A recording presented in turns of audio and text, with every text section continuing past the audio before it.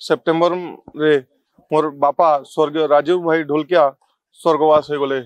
तांको स्मृति रे 21 तारीख आमे श्रद्धांजलि सभा आयोजन करिछु एवं बापार परिवार कौन सी दलर लोक माने नहीं, समस्त ओडिया भाषी एवं विधानसभा समस्त विधायक विधायिका मंत्री माने समस्त थिले। से पारिवारिक संबंध रखी से पारिवारिक संबंध के सम्मान देवा पाई बापा को श्रद्धांजलि अर्पण करबा पाई आज मु एवं मोर माँ आसीछु।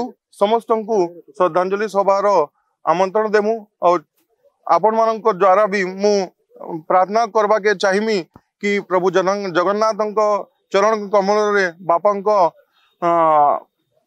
आत्मा रहु, सदगति प्राप्त करू एवं मोक्ष प्राप्त करू।